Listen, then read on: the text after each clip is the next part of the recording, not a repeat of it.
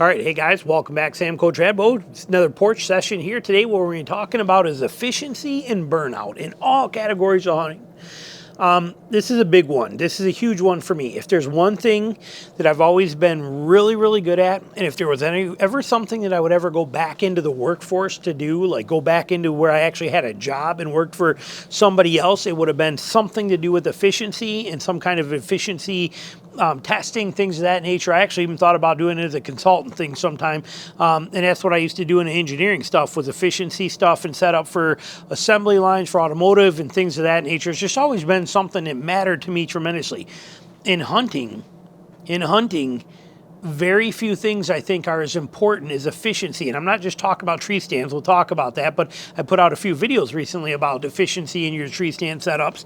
But we are talking about efficiency on every level, and we're gonna dive in and see how it can benefit you when you start paying attention to this stuff and start striving for it, okay? There's a lot of people that put zero effort or thought into efficiency, and they run around, they spend way too many hours doing things that don't need to be done. They repeat the process over and over again. They do things in backwards orders. There's all kinds of things that I sit here and see, and it's like, that shouldn't be that way. Shouldn't be doing that. Should have did this instead. Should have did this. This should be over here. It's just it's one of those kind of things. It's just something that's always there. Doesn't matter what it is or where I am. If I walk into somebody's house, even if I'm there to shoot a wedding, and I look at their kitchen, I'm like, that is all wrong. That should be there. That should be right there. You need this over here. There's no reason for that there. It's just the way it works, just how I am. So with that said, we're going to dive in. When it comes to your tree stands and your stick setup, or your saddle, or whatever method you're going to get up to into a tree, we'll hit that one first. Efficiency is key. Okay. Now, if you're somebody who's going to get out and hunt 2 days a week for 3 or 4 weeks and get out there 8 or 10 times, maybe max in the woods, efficiency may not matter to you, may not be a big deal. Okay. And there's nothing wrong with that. When you plan a trip where you're going to leave and go on a hunt for a week, or here, like how I'm getting ready to, by the time you see this, I'll already be either there or back, but I'm doing my 3-week, 3-state Midwest deer trip that I do every year. If I don't have efficiency in my system where I'm going to be hanging that stand and stick setup 3 or 4 times every single day for 21 straight days, 3 to 4 setups, hiking in, hiking out, moving things, relocate for thermals, all that stuff, but could be 3-4 times per day for 3 straight weeks, plus never leaving the woods during daylight, being on stand the whole entire time, other than a quick stand switch or a quick relocation. If you don't have efficiency in that system, you'll burn out. You won't be able to do it. It's just not going to happen. I mean, I'm already 50 years old. Not that that's super old, but I feel it now compared to how it was 20 years ago. 20 years ago, I was a lot faster, could tolerate a lot more stuff than I can now, could be less fidgety, all the things that matter. But when it comes to my setup now, efficiency matters more than anything. If it's not efficient, you will burn out. So getting that system developed where you can be smooth and you can be fast and you can be efficient and everything requires less work than it should, where you don't have to work as hard, you don't sweat as much, you don't have to maneuver as much, you don't have as many steps required. All of these things come into play and matter, and they matter pretty dang important, okay? They come into a pretty big play. I gotta turn this light up just a touch because that number is freaking me out there. Hold on one second. We're gonna give it a little more pop in here and let that catch up and maybe give me a little more better number. There we go. All right, sorry about that. So that efficiency in your stand setup, absolutely priceless as far as I'm concerned. I got notes here too. Now your camp setup, again, when you're spending 3 weeks in 3 different states and living out of a camp, and you got to break a camp down, break it, or pack it up, get to a place, get camp set up, get in the woods as quick as you can, hunt as hard as you can for 7 days, come back after hunting all day, tear camp down, break it down, drive 4, 5, 8 hours, 10 hours away, hurry up, set camp back up, get stuff ready, get in the wood. When you got to do this 3 different times, plus the last time taking it all down again, when you're doing it 5 times in 3 weeks, and you're doing it under these conditions, efficiency of camp gear becomes vital. Where I put it, how I pack it, what system I run, where my shower goes, how I run the shower, where I store the stuff, what I take out of the trailer first, what goes in the trailer first. All of these things you develop when you do it one time. and you pack your trailer for the first time, or your truck or whatever it is, and then you go to unpack it, you're like, I should have done this different. You need to be paying attention to that stuff. Why did I put my tent in my trailer first when it's the first thing I need, when it means I got to unload the entire trailer to get to the tent? Lesson learned, okay? Why is my spare tire for my trailer put all the way in the front of the trailer when the trailer's stacked full of everything, and then I get a flat tire on the side of the road? I have to empty the whole trailer out to get to my tire. Lesson learned, okay? This stuff is not just common knowledge, which is why I'm telling it to you, so that you learn these things. You learn this order to help you save that. So when you're planning this stuff and doing it, you can be prepared and thinking about it ahead of time, what might happen in what situations you could get in.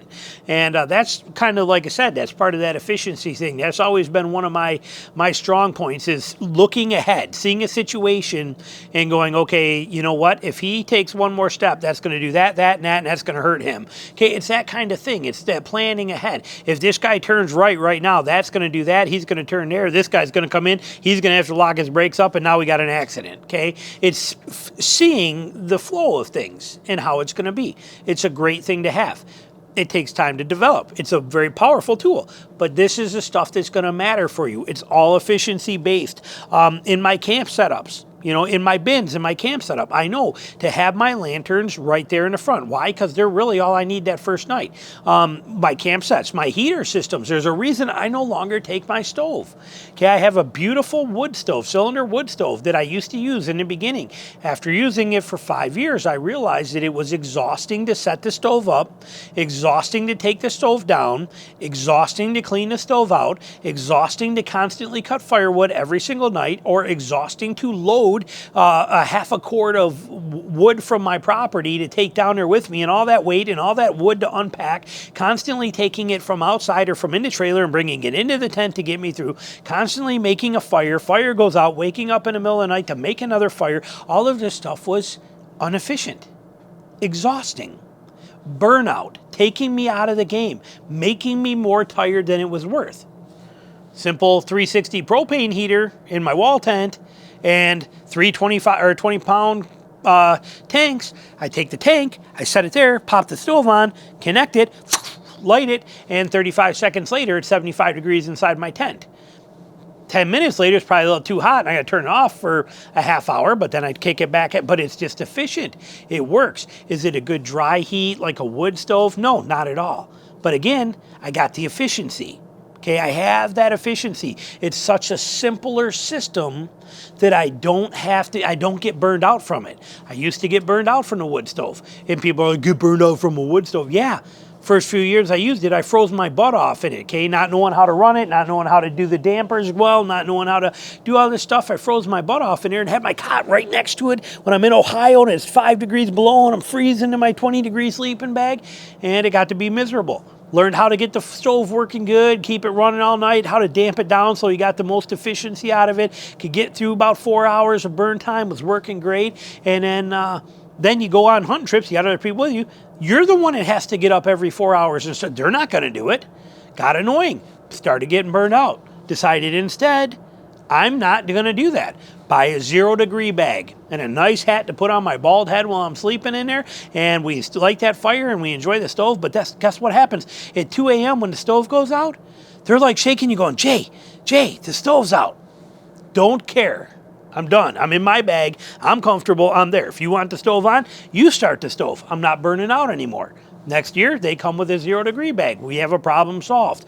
Okay, you see what I'm getting at? All these things matter, and they prevent you from hunting as well as you can because you have burnout. Efficiency or lack of is a big factor in seasonal burnout. Okay, it's a huge one. Entry routes in and out of places. Okay, down here in the swamps, it's one thing. In Michigan, it didn't make any difference. In most of the Midwestern places, it doesn't matter. But when you get into some hill country stuff and you start hunting that stuff, especially some of the big bluff country kind of things like in eastern Ohio, southeast Ohio, places like that, some of the Kansas areas, you get into some of this nasty draws and some of these wicked places. Tennessee's got it. Kentucky's got it. Okay, some of these tough to get around places. Efficiency in your entry and exit routes become vital. Okay, if you think you're going to go scaling up and over and up and over and up and over and do all this kind of stuff on a regular basis and then try and get a deer out of there, that's pretty brutal. Okay, now I've never hunted out west, but I've spent a lot of time out west in the mountains out there snowmobiling. Okay, all over Montana, all over Wyoming, all over those areas. I've spent a lot of time there. I understand how tough and tricky that terrain is, and it's true. Here is really not a lot difference. It's just on a little bit smaller of a scale, but it's also more often more steep. It's miserable too, okay? So you mountain hunters that think that because it's out there, it's impossible. Well, a lot of that stuff is here too, and there's better ways to do entry and exit. Just like if you were a Western hunter, you learn how to side hill. You learn how to run the ridge tops, or you learn how to come in through the bottoms and then side hill your way up. Same thing applies here. You learn the routes to get in and out of these places efficiently. If you do not, and you think you're just going to bust your way up and down over and top of these things and go 5 ridges deep, 2.5 miles in on a piece of public land, and you think you're going to be able to pull that off, you're going to be dead when you get there. And then you're going to be exhausted coming out. And if you kill a deer, you're going to be in real trouble. And then whoever's hunting with you is going to be even more mad because you made them go in there too.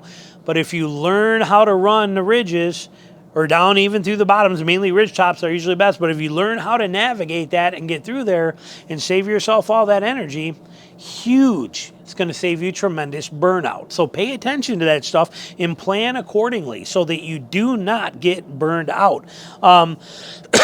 Now, stand weight and things like that. Saddle hunters, things of that nature. I do believe your lighter weight stuff has a little bit of benefit. However, I feel that most of it is more of a burnout factor and lack of efficiency than it is really a savings. Now, understand and don't click off yet. I want you to hear what I'm saying.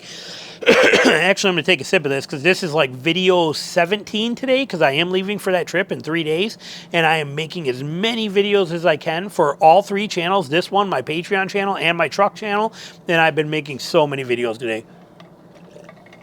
I mean, all day since I woke up. We've been to 3 car dealerships. I've been going nonstop.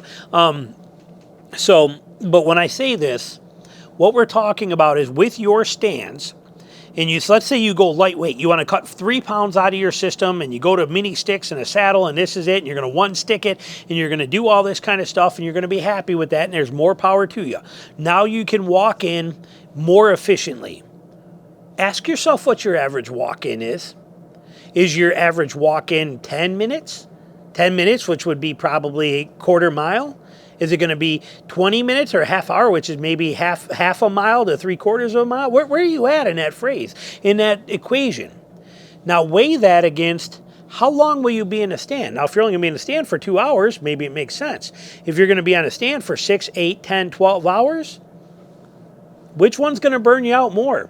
The half hour of carrying in 3 pounds less, or the 10 hours sitting in something that's not nearly as comfortable? You'll have to make that decision for yourself. I talk about that quite regularly. I made that decision a long time ago. I use what I use because I understand which will burn me out more, and it's never carrying the stuff in, even when I'm going miles. As a matter of fact, the other day on a WMA, if you're my Patreon thing, you see, I just did 6.5 miles in 7.5 hours, cruising through a WMA that was completely hurricane blown down, like pixie sticks up and over blowdowns, but I had 40 pounds of gear between my pack, my sticks, my stand, everything on my back for 6.5 miles over 7.5 hours in 85-degree weather while I scouted, looking for a place to climb, never found something I wanted, walked all day and just went back to the truck. But let that sink in. Okay, I was never once worried about that being an efficiency problem as much as efficiency when I'm on the stand. So keep that in mind. You weigh your own options on that one. Now, another one. Gear packing, I kind of covered that. That's the same kind of thing. It's going to matter how you put stuff where. Clothing options. Okay, another one. If I take at the beginning of the season, now I wear regular clothes 99% of the time, okay, that I hunt in. Regular clothes, okay? I don't own anything fancy that I wear other than a couple of little individual pieces for specialty stuff, that Kuiu Guardian hoodie or whatever it's called that Patrick bought me, that I bought a couple more of that I wear for super hot hog hunting days or super hot deer hunting days. I do got a Kuiu vest that I love. I got a few little pieces of things, but for the most part, normal everyday clothes, and then some thermals. I will wash all of this stuff at the beginning of the season, and that's it. It's done. And then I never worry about it again. I don't have to worry about washing clothes throughout the season. I don't have to worry about maintaining anything. I don't have the time or energy to do that. I wear clothes, and I'll wear them to hunt with, and when they're dirty, I throw them over into a different bin, and they sit there, and I grab a new pair out of the bin, and I go, and I don't do nothing until I have a full entire load. Then I wash that. But it's no, there isn't a suit to maintain. I don't have to scent spray stuff. I don't have to reactivate scent lock. I don't have to put this stuff in some ozone box. I don't have to put my rubber boots in a Ziploc bag and store this stuff in there. And I don't have to have this bin in my truck full of gear that I have to change in and out of every day when I drive there, because I can't drive to the stand, you know, in that clothes. Yet I drive there and I stop and I pump gas and I eat hot dogs and I eat McDonald's and spill ketchup all over me, and it is what it is, and I just don't care. Okay, that lets me be much more efficient in hunting than having to get out there in the morning when it's 10 degrees, strip my clothes off, standing on my floor mat that I pulled out of my truck, and start changing my clothes and start getting on my hunting stuff. And then when I'm done hunting, to come back and redo that all again. Then when I come back from lunch and I come out there to hunt, 2 hours later, to go through this whole process again, and then to hunt. When I get done with that, come back to my truck, go through the process again. Could you imagine doing that for 2 weeks, 3 weeks straight? There's no way. It's not happening. It's just not going to happen. Okay, it's just not going to happen. On this Midwest trip, I'll be out there for 3 weeks, and I will probably only wear 3 pairs of pants the entire time. I will change my underwear, my t-shirt, and my socks every single day, but I will probably wear 3 pairs of pants and maybe 4 shirts in the entire 3 weeks that I'm out there. I'm going to pack a bunch more, but I'm just telling you how it's going to go. Like it, don't. Understand it, don't. Doesn't matter. It's an efficiency thing for me. The less I got to take all the crap out of my pockets, take my belt off, put all this stuff away, change my pay. I don't have time for it. I don't want to mess with it. I got more important things to do. Sleep is more valuable to me when I'm only getting 5 hours of sleep a night, 4 to 5 hours of sleep a night when you're out there doing this kind of stuff because you're running so hard.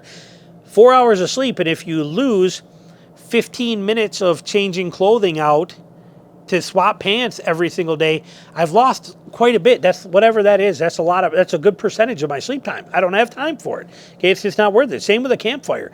I have been on Midwest hunting trips for 30 years. Every year, at least 3 of them for 30 straight years. Ask me how many times I made a fire, a bonfire or a campfire in a hunting camp. Ask me. Go ahead. Ready? 0. Never once. They've been made by other people that are there. You know, like when I've hunted with Steve, hunted with these other guys, they get back to camp early, they make a fire, they want to hang out. You know, I get it.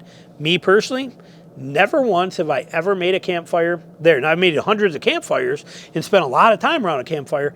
Never once have I made one in a deer camp. Why? I don't have the time for it. I don't have the time or energy to sit around a campfire. I got stuff to do, things to figure out, scout where I'm going to hunt the next day, get a shower and get myself cleaned up, get my food made, get my butt in bed so I can be up and out way early before dark because I got to go in and set and find new places. I don't have that energy. It's a waste of my time to do that. Not a bad thing. Great for humanity, great for camaraderie, great for all that kind of stuff. I get it, but I don't have the time for it. It's not part of my efficiency schedule. Doesn't work for me. Packing deer out. There is a reason that when I started doing these Midwest trips, I learned early on that I need to find a way to be able to pack deer out with my sticks and my stands. Okay, everything all at one time.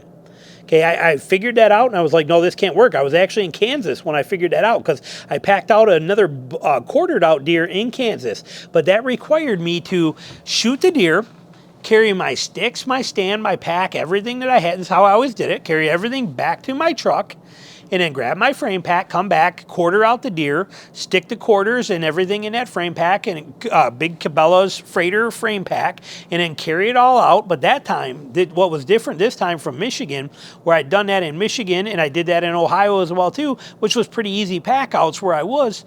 Even Ohio had the hills, but it was pretty easy. Now here I was in Kansas where I'm filled with Osage and all the in cedar and Osage and all this nastiness and all this brush and jungle area there. And I also have over a mile to go, and I got legs sticking out every direction, everything from here, and I'm snagging on everything. The load's super heavy, and I've already walked a mile in there to hunt. I walked a mile back to my truck to drop everything. I walked a mile back with my frame pack. I boned out a deer, and now I'm walking a mile back, and now I'm too tired to hunt for the evening. How's that for efficiency? Worthless. Next year I develop a system where I can carry my sticks and my stands on my pack. I can use it with at the time it was an XOP, or I mean a Exo Mountain pack. You guys saw it. You guys were here for all of this. Okay, I had an Exo Mountain pack that I could load sling and put the meat between it, and then boom, here we go. The next year I kill a deer. I can take everything out in one trip. So I ended up cutting off 3 or 4 miles of my hike and did it all in one trip, and I boned a deer out. I learned how to do the whole boning out right in the field, did all this stuff, and efficient. So now I could shoot a deer in the morning, 1.5 miles from the truck, or even 2 or 3 miles by boat, mile from the boat, mile canoe paddle. You've seen it all if you're my Patreon, you've seen all of this stuff happen. I can now efficiently shoot that animal in the morning, find it, get down from the tree, pack everything up, put my stand sticks on my pack, find a deer, bone a deer out, put the deer inside my pack in a load sling setup or whatever I want, get it loaded in, carry my sticks, stands, the deer, everything all in one time, all the way back out, drop it off at the truck or bring it back to camp, put it in a cooler, whatever I got to do, and be right back out there hunting. Not burned out. Efficiency. See what I'm getting at here? So I think that pretty much called filming. Even filming. You don't see me use a camera arm anymore. Why? It's not efficient for me. Okay? I use my cell phone and I use a GoPro. Why? It's efficient. I don't have to sit there and set all this stuff up and pull everything out and hook up a VariZoom and plug in the mics and set all this stuff and then change batteries regularly and do all this and hope that I got it while the deer's coming in. I'm watching the deer and I'd be on this side, bow in my hand. Here's, oh, is he there? Oh, is he there? Oh, no, he's going there. Oh, no, there he is. There he is. Oh, no, got it. Okay, I don't have to do any of that. There's deer out there. Look at that. Check that out. Look at how cool that is. Oh, they're coming this way. Look at how, oh, look at that rack on there. Here he comes. That's awesome. Oh, he's getting close. Oh, he's going to actually make it. We're going to GoPro. And that's it. That's it. When I'm ready to pack up, pull this off, stuff it in my backpack, climb down a tree. Efficiency. It's all about efficiency for me. If it is not efficient, it does not exist in my system. I want no part of it. And even my drive times, last one we'll cover, but when I'm driving and I'm on my way out to a hunting trip, I purposely plan it so that when I leave, I can drive. Usually it depends on how far it is, but my intention is to leave where I'm going to get somewhere that is close proximity to where I'm going to be when I hit my cut zone. My cut zone is 4 a.m. From 4 a.m. to about 7 or 8 a.m., that's where I do not do good driving. Okay, that's where I'll start getting groggy and I'll have to keep pulling over and doing jumping jacks or get out and stretch or have my head out the window singing Jukebox Hero as loud as I possibly can, anything I can to stay awake.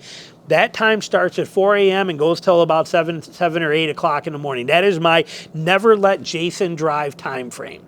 Doesn't matter if we're on a 36-hour trip to go snowmobile in the mountains in Montana and we're going to be there for 1 day and spend 3 days driving, 1 day sledding, and 3 days back to catch a 4-foot storm. It doesn't matter what it is. Jason doesn't drive between 4 and 7 a.m., okay? It's just how it works. Well, I know that, so I try to plan my drive times when I leave so that I will be somewhere that I preferably want to be about that 3 o'clock in the morning time frame.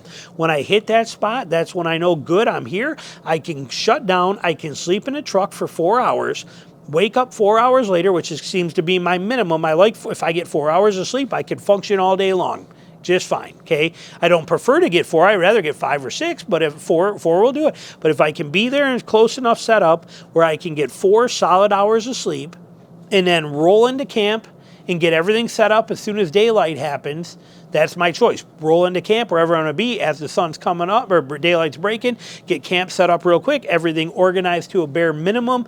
Cot, sleeping bag, heater, clothing that I need in there, stuff like that set. The shower for that night. Get everything just set up and tables in there ready. And then roll on out and I can start scouting, and hopefully I can be on a standby 9:30, 10 a.m. and be ready to hunt that day. It's all efficiency. I'm not wasting come into camp at 2 o'clock in the afternoon of that first day and get camp all set up and then sit around and relax and just pray for tomorrow to be a good one, and then wake up the next morning after sleeping in to go out and start scouting at daylight. Instead, I drive through the night till 3 a.m., sleep for 4 hours, 5 hours if I'm lucky, and then arrive at camp, get it set up, and then go out right away on day one. Okay, so it's efficiency. Everything is efficiency. Thought you guys might enjoy learning about it, or, you know, kind of see why it matters. And it's all about preventing burnout so that I can make it through the whole season. Remember, I hunt year round now, so efficiency is king for all the kind of stuff I'm doing. I got to plan. Everything in my life is too busy. It has to be efficiently planned. If it's not, it fails. So hopefully it helps you somehow, some way, or there's a little tidbit of something in here that's beneficial for you. Thanks for watching.